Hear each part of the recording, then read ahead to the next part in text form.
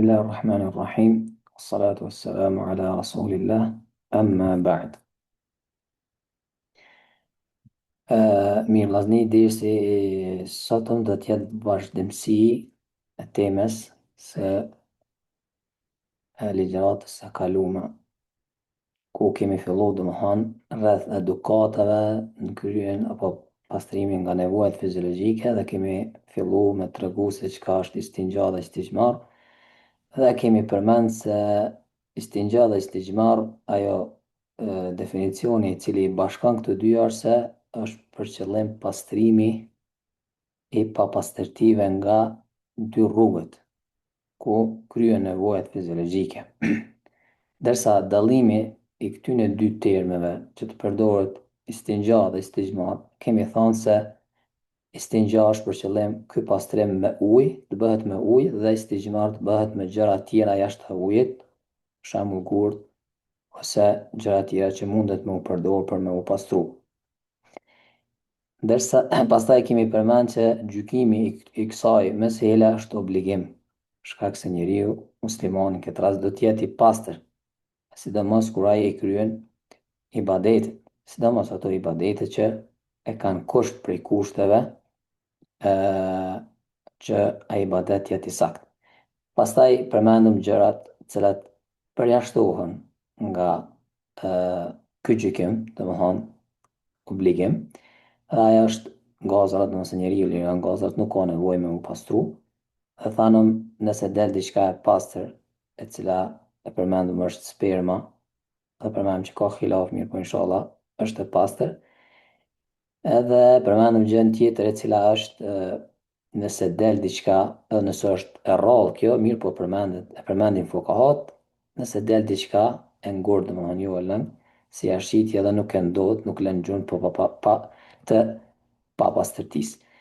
Mirë, pastaj fillum me disa edukata dhe përmendëm synetet, të cilat njeriu muslimani është mirë t'i përdor, qofshin ato prej veprave, domethënë që janë do thënie ose gjëra të cilat veprohen.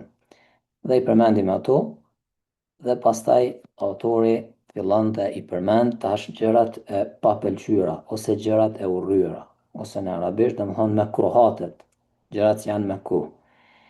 Para se me fillu, domethënë është mirë me ditë çka do të thotë makruh, me pas parasysh fjalën makruh. Makruh është një gjë e cila nëse vepruesi e vepron atë, atëherë nuk dënohet. Mirë po nëse e lën, atëherë shpërblehet. Domethënë, kur themi një gjë është makruh këtë rast, kemi për qëllim që është e urryer dhe është mirë dhe shpërblehet muslimani nëse e lën. Mirë po nëse e ka vepruar nuk mundemi me thonë që kjo bëhet gjuna ose ki mu dënu për atë veprim. Domethënë të kemi parasysh definicionin e këtij gjykimi shariatik. Mirë, vazhdon autori dhe thot wa kuriha, domethënë urrehet ose është e papëlqyeshme në rastin e kryer nevojave ose hyrjes në vendin ku kryhet nevoja fiziologjike, thot wa kuriha عند دخول خلاء بما فيه ذكر الله تعالى. Po vazhdon edhe po i përmend gjërat të cilat urrehen. Dhe po thot hyrja në tualet ose në vendin ku kryhet nevoja me diçka ku përmendet emri Allahut subhanahu wa taala. Mirë, dhe për këtë e bjen autori, domthon fakt autori ose është metën, mirë po argumenti për këtë është që pejgamberi sallallahu alaihi wasallam kur ka hyrë domthon në tualet atëherë ka largu unazën e tij, e cila ka qenë domthon e shkruar ose e gdhendur, mirë po e shkruar domthon me Muhammed Rasulullah, domthon është përmend emri Allah subhanahu wa taala. Mirë, këto janë dy çështje. Sa i përket hyrjes domethën në tualet me diçka që përmendet emri Allahut, janë dy çështje. Çështja e parë është që njeriu të hynë me mushaf.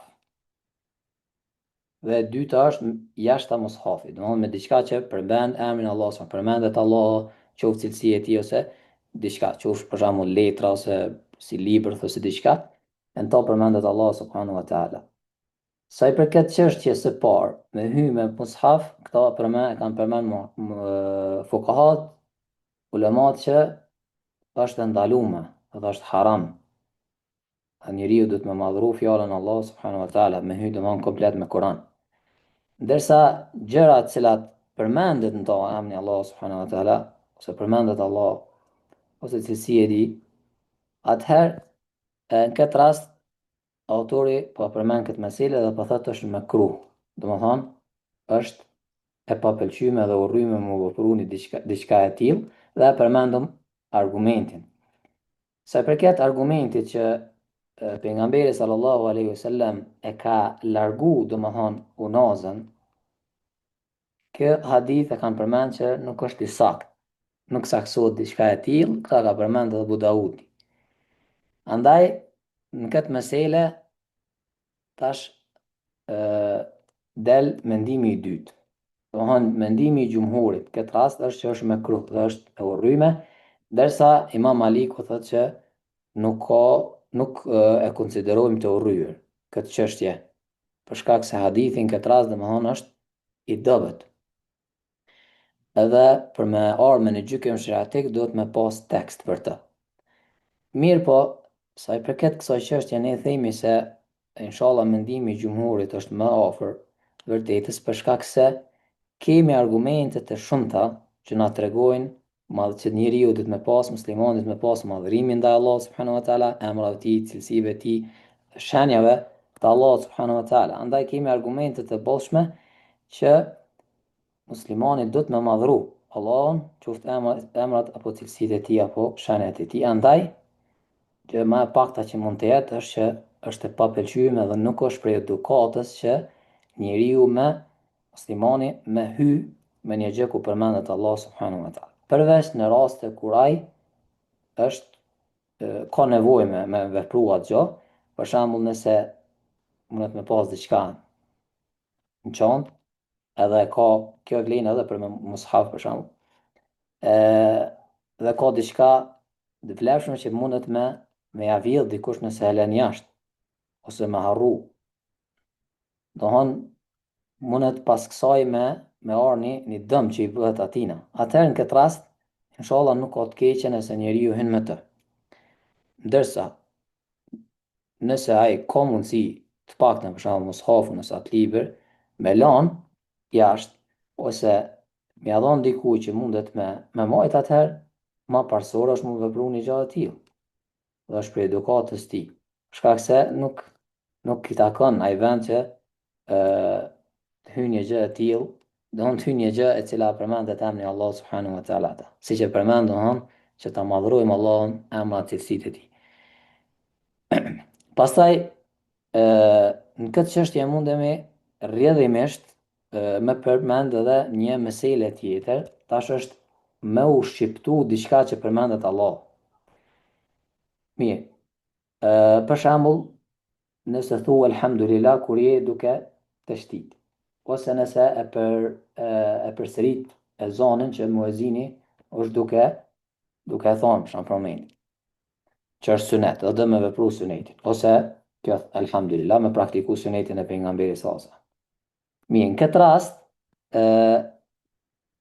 themi që prapë është makruh dhe urryer, edhe është më parsore që me kanë urryer. Përderisa ne po themi që diçka që ka emrin e Allahut, edhe ajo mundet me kanë xhep për shembull.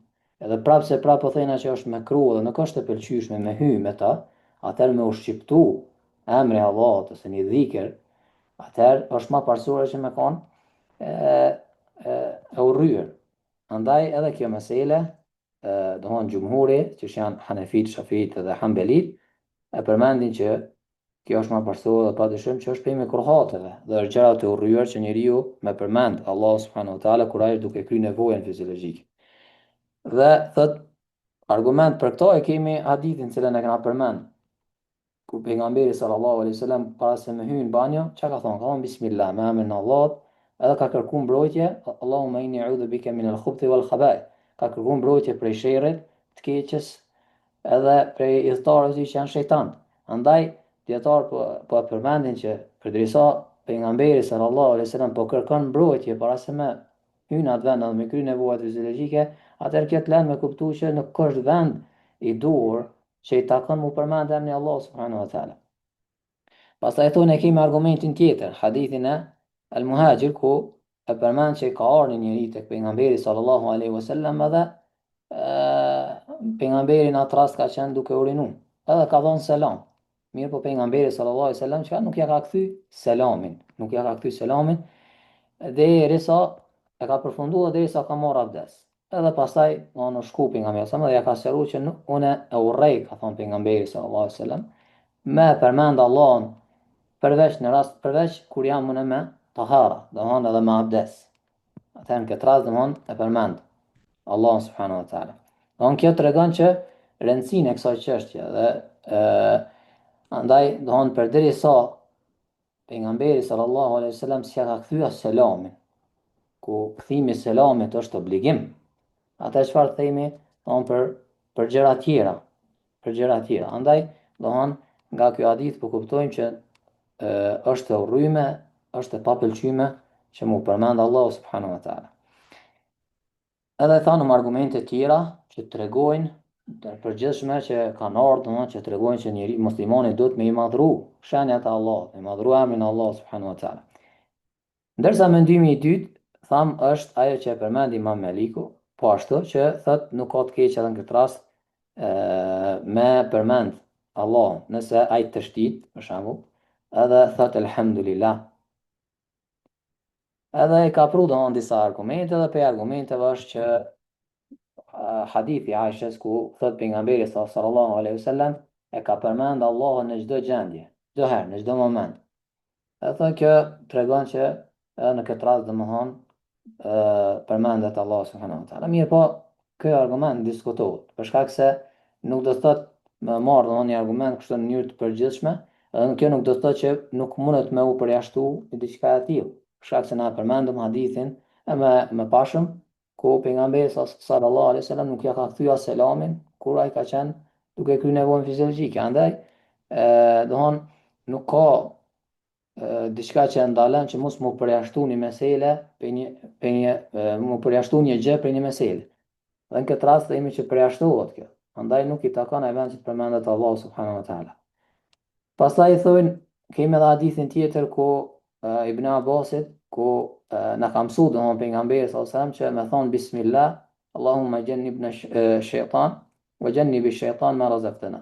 Me emrin Allah, domthon kur njeriu muslimani don me kry marrëdhënie me gruan e tij, me e përmend Allahun, me emrin Allah edhe thotë që o Allah na largo shejtan prej neve dhe largoj prej asaj që kemi na furnizuar. Domthon nëse ka caktuar Allahu më furnizuar, domthon është për qëllim fëmijë.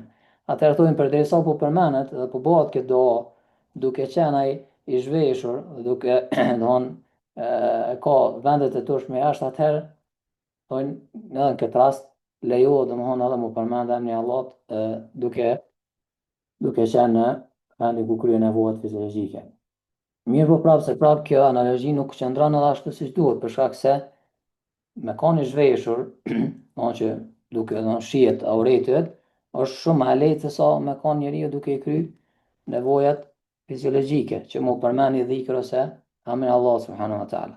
Edhe përmendin edhe një argument tjetër ku thotë domthon përderisa grus me cikel menstrual lejohet me lexu Kur'an, duke qenë ajo me hadeth, atëherë themi edhe në këtë rast lejohet domthon një gjë e tillë.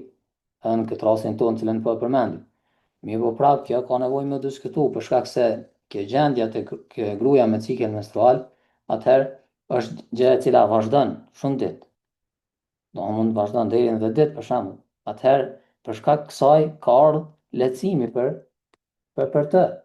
Dhe themi se ai lejohet me lexu Kur'an. Për shembull mundet me kanë ai hafuz dhe tash themi që mos me lexu Kur'an 10 ditë, atëherë mundet me u dëmtu, kështu që nuk në këtë rast për rast specifik, siç është ajo, atëherë themi që inshallah lejohet. Mirë po nuk e themi për burrin për shembull në këtë rast. Nëse ai është gjunub, për shkak se është një çështje në dorën e tij, ai mundet me shku mu pastruar dhe mu largu prej gjunubllokut.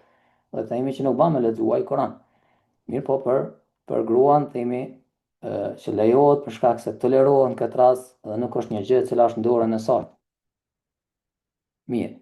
Kjo ishte domosdoshmë se përket kësaj mesele. Pastaj autori vazhdon edhe përmend çështjen tjetër dhe thot wa kalamun fihi bila haja. Thot të folurit gjatë kryerjes së nevojës pa nevojë. Pa nevojë. Domthonë nuk ka nevojë njëri thjesht fol ose me bisedu me dikant. Atëherë edhe në këtë rast e përmend që edhe kjo është prej mëkrohateve. Domthonë mos i përzim, a e kemë përmend Allah subhanahu wa taala tash po përmend autori edhe të folurit pa nevojë. Domthonë jo, nuk ka lidhje domthonë me përmend Allahun, nuk po përmend, po të folurit normal diçka, atëherë edhe në këtë rast po thotë është nuk është prej edukatës që njeriu më fol. Edhe po përmend hadithin që e përmend më herët që pejgamberi sallallahu alajhi wasallam përderisa nuk ja ka kthy selamin, që është obligim me bani gjatë tillë, atëherë fjalë tjera që janë të panevojshme, atëherë është edhe më parsore që mos më u përdor.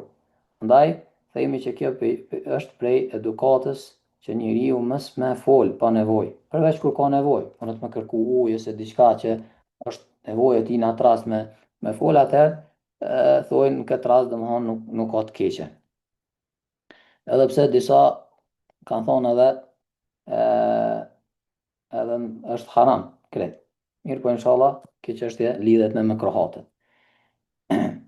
Dhe kjo çështja e të folurit, domthonë jashta përmendjes së Allahut, të folurit sa i përket kryerjes së nevojës ose pas kryerjes së nevojës i kemi tri gjendje që përmendin ulemat.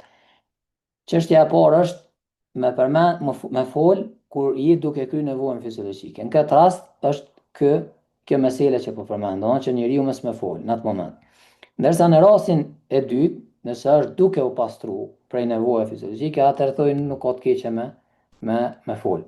O nëse njeriu ka kryer nevojë fizike është duke u pastru, nuk ka të keqe nëse fol. Domthonë largohet që kjo gjykimi shariatik që është makruh ose pa pëlqyme. Edhe rasti tjetër është domthonë kur ai është duke u pastru ose duke bë gusull ose duke marrë abdes, atëherë thojnë nuk hyn ky gjykim në këtë rast edhe nuk ka të keqe nëse ai fol. Domthonë nuk ka rënë diçka që është makruh ose pa pëlqyme. Mirë. Pastaj autori vazhdon edhe përmend çështjen tjetër dhe thot wa raf'u thawbin qabla dunuwi min al-ard. Dhe largimi i rrobës para se me ul njeriu në tokë ose ato ku ka me bë, domthonë nevojën fiziologjike. Dhe për këtë është argument hadithi ku pejgamberi sallallahu alaihi wasallam kur ka dashur domthonë me kry nevojën fiziologjike nuk e ka ngrej rrobën e tij derisa është afru me tokën, derisa është ul.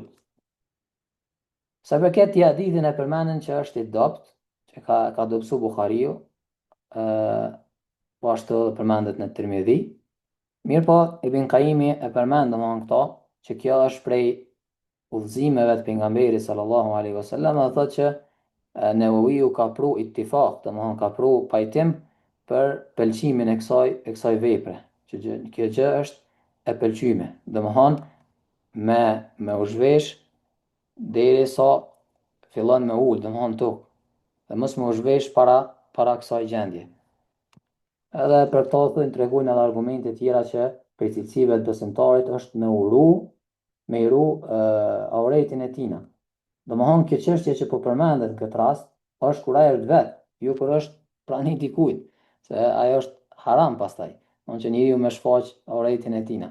Mirë po, domthonë prej edukatës muslimanit është që mos më u zhvesh një herë e pastaj më ra. Mirë po, domthonë duke ul ose duke shku tek vendi ku ulet për me kry nevojën fiziologjike, atëherë kjo është momenti kur ai me shfaq auretin e tij. Domthonë është prej edukatës edhe përmendin që nuk është e pëlqyeshme mu vepru një gjë e tillë. Domthonë zhveshja pastaj me ul.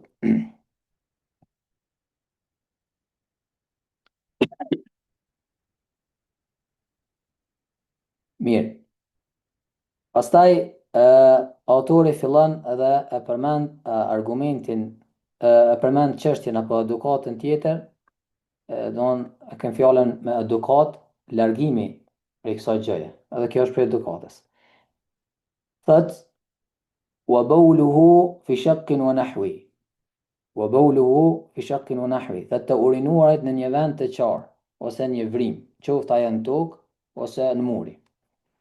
E cila një njeriu domthon këta e ka pe nefsit që ai me vepru një gjatë tillë që domthon me shku me rinu në vrim ose me rinu në vende të qame. Dhe autori po thotë që kjo nuk është për edukatës të muslimanit, domthon është për mikrohate dhe është për gjëra të urryme. Edhe për këtë thotë kemi hadithin ku pejgamberi sallallahu alaihi wasallam ka thonë la yabulanna ahadukum fil hujri. Dhe mos të urinon dikush për juve në vrim, domthon gjëra të hapura kështu, se të për shembull që është e qame ose në muri nëse është një vrim. Von s'pore kemi argument hadithin që pejgamberi sallallahu alaihi wasallam e ka përmendur një gjë të tillë. Pastaj përmendin dietarët në këto vrime ose mundet me kanë vendi ku po qëndrojnë insektet. Andaj nuk është për edukatës muslimani që ai me i dëmtu ato, me i dëmtu vendin ku ato qëndrojnë. Që me thonë si lloj vendbanimi tyne e kanë bërë tash ato. Andaj nuk bën që ai me dëmtu. Edhe më u prish. Do një prej çështjeve që e kanë përmend dietar. Pastaj tjetër është që me në këndvështrimin që me u me smera në ekspozimin me papastërti. Thonë për shembull, ka mundësi që në këtë rast me i dal diçka prej asaj vrime edhe me friksu. Edhe pastaj njeriu pe frikës me livrit edhe me u stërpik. Andaj është mirë që të mos veprohet diçka e tillë. Ose kanë përmend disa dietarë dhe kanë thonë se ky vend mund të jetë edhe vendi i gjinëve. Andaj është e papëlqyeshme me u vepru një gjë e tillë, edhe përmendëm në hadithin edhe këto gjëra të tjera, të cilat tregojnë që është mos edukat me vepru një gjë të tillë. Mirë, e kisha përmendur një mesele, ndoshta don studim pak më të mirë po, sa i përket urinimit këtë çast përmendin dietarë se a lejohet ose çfarë gjykimi ka urinimi mbi varre. Gjumhuri është ndaluar, haram. Ndërsa hanefit e shohin që është e urryme. Ose disa shafii kanë thonë që nëse ai është domethën i hapun vorë ose mundet domethën me depërtu urina deri tek varri, domethën deri poshtë, atëherë i bën që ti je duke ndot ato pjesë e njeriu të vdekur. Andaj kjo nuk lejohet një gjë e tillë. Allah alam domethën për hukmin edhe se cila mundet me kanë me afër të vërtetës, mirë po e përmend domethën një çështje e cila një muslimani të paktën me u largu për kësaj çështje ose nëse është dikon domethën me këshillu që mos më vepru një gjë e tillë. Mirë.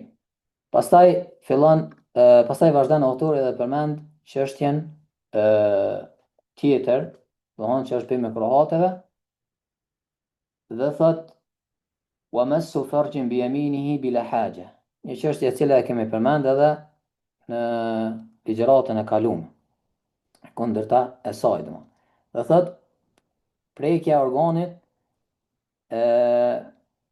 me dorën e djathtë pa nevojë, bila haja. Domthon pa nevojë. Domthon është e urryer dhe nuk është e pëlqyeshme që muslimani me përdor dorën e djathtë, me kap organin e tij ose edhe mu pastru nga jashtëqitjet me dorën e djathtë. Edhe ky është mendimi i gjumhurit, domthon hanefive, malikive edhe shafiive. Po ashtu edhe hambelive në këtë çështje. Dhe argument për ta është ajo që kemi përmendur më herët ku pejgamberi sallallahu alaihi wasallam thotë la yumsikanna ahadukum dhakarahu bi yamini wa huwa yabul. Mos le të kap dikush me organin e tij me dorën e djathtë kur ai është duke urinu, wala yatamassah min al-khala bi yamini. Dhe mos pastrohet, domthon nga jashtëqitjet me dorën e tij të djathtë. Edhe pse domthon nga hadithi mundna me kuptu që në esencë që mundet me kon haram, e ndaluar, Mirë po gjumhuri e ulemave kanë anu tek ndalesa kështu në aspektin e urryrës, ose në aspektin që është e papëlqyeshme, për shkak se kjo vjen në në atë kapitullin e edukatës. Andaj kanë thonë që kjo e merr hukmin e papëlqyeshme ose mekruh. Mirë po, nëse ka nevojë njeriu edhe, atë largohet prej këtij hukmi ose prej këtij gjykimi. Ndërsa Ibn Hazmi ka thonë është haram, e ndalume me u përdor dora e djathtë. Bile ka thonë që edhe nuk sakcohet, edhe nëse e pastru, thot nuk i vjen që nuk e ke kryu obligimin. Mirë po, nuk qëndron kjo çështje, sepse nuk ka lexon një gjë e tillë hadithi. Edhe nëse themi që është haram, prapë se prapë, nëse njeriu pastrohet, atëherë është arrit ai qëllimi për cilën për cilën meselja e kërkon, që është më u pastru, më largu pa pastërtia. Edhe nëse themi haram, prapë se prapë themi që një gjë e tillë plotësohet edhe nuk ka nevojë tash me shku mu pastru prapë me dorë të majtë, se nuk pranohet. Siç e keni përmend për shembull te uji i vjedhur, ose edhe nëse është haram një gjë e tillë, nëse janë arrit kushtet e asaj mesele për cilën është e thirrur, atëherë themi që saktësohet. Mundet më saktësu, e mundet me bë njëri gjuna. Edhe pse në këtë rast nuk themi që është haram, ose nëse njeriu e ka përdorur dorën e djathtë dhe ka bë gjuna. Pastaj muna me përmend një mesele në këtë çështje. Hadithi tash apo tregon që në mënyrë absolute nuk bën më përmend e nuk bën më prek organi me dorën e djathtë, që me kanë e papëlqyeshme ose ju prej edukatës, ose nëse ti e vepron të kundërtën e saj, nuk e prek që me pas problem. Këtu i kemi dy mendime. Mendimi i cili thot yukrah illa halul bawl. La yukrah illa halul bawl. Nuk është e urryme në raste tjera, vetëm përveç në rastin e kur njeriu urinon. Për shkak se thonë hadithi i cilën po përmendet, po thot wa huwa yabul. Dhe ai është duke urinu. Po e kufizon çështjen. Me prek organin e tij ose me kap organin e tij kur ai është duke urinu. Andaj themi për raste tjera, nëse njeriu është duke u pastru, atëherë nuk themi që është e urryme ose gjë e papëlqyeshme. Kështu që thonë nuk ka të keqe. Edhe duke argumentuar me hadithin tjetër ku pejgamberi sa ka thonë ajo është pjesë e trupit tënd. Pastaj mendimi i dytë është se kjo është e urryme në mënyrë absolute, në çdo gjendje. Edhe ata argumentojnë pikërisht me njërin hadith. Thonë përderisa në rast nevojës po e përmend që nuk lejohet diçka, nuk po e lehtësohet në atë gjendje, atëherë për gjëra të tjera është më parsore. Mirë po inshallah më afër është se një gjë e tillë nuk është e urryme. Nëse edhe njeriu prek organin e tij me dorën e djathtë jashta kryer nevojat fiziologjike, atëherë inshallah nuk konsiderohet mekruh. Mirë, pastaj është çështja e fundit, thot wa istiqbalu an-niyarain. Fani. Dhe me u kthy drejt ose me u përball drejt hënës edhe diellit. Dy dritave që është për qëllim hënës edhe diellit. Që disa përmendin një për gjëra më të dobta që e kanë përmendur fuqahat në kapitullin e papastërtisë është kjo. Që kanë thonë është prej mekruhateve që njeriu mu drejtu drejt diellit edhe hënës. Mirë po një gjë e tillë nuk saksohet për pejgamberin sa.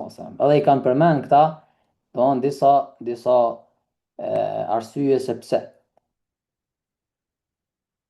Mirë po e themi në spari kundërshtimin ndaj tyre. Themi pejgamberi sallallahu alaihi wasallam ka thonë idha ataytumul ghayta fala tastaqbilu al-qibla wala tastadbiruha walakin sharriqu wa gharribu. Nëse dikush do me kry nevojën fiziologjike, atëherë mos let drejtohet drejtim të kiblës, as mos ja kthen shpinë. Mirë po drejtohet nga lindja ose perëndimi. Andaj përderisa njeriu ka më kthy kalindi ose perëndimi, ai ka më u përball domthon me hanën ose diellin. Andaj hadithi një gjë e tillë po na lejon dhe nuk kemi argument që kjo nuk bën. Ta kanë përmend që kjo është prej dritës Allah subhanahu wa taala, hëna dhe dielli. Mirë po sa i përket kësaj çështje, ne nuk themi që është prej dritës Allah subhanahu wa taala si cilësi. Mirë po është drita e cila është krijesë, prej krijesave të Allah subhanahu wa taala. Andaj, nëse themi kështu, atëherë i bën që na duhet me i respektu, ose nëse është kështu, do më duhet me respektu, se në aspektin e respektimit, do më thoj, atëherë duhet me respektu edhe yjet, sa dhe ajo ka nur, ka dritë. A mirë po për këta s'ka thonë askush. Andaj kjo çështje nuk qëndron. Ose disa kanë përmend, si shen respekti me u bë kjo, Shaukani kur ka dashur mi kundërshtu këta, ka thonë atëherë kjo i bën që muslimani se njeriu duhet me kry nevojën dikun këtë jashta këtij universi. Nëse themi kështu. Se nëse themi që duhet me respektu, atëherë çka është toka? Atëherë edhe toka duhet me respektu, se është vendi ku bëhet adhurimi ndaj Allah subhanahu wa taala.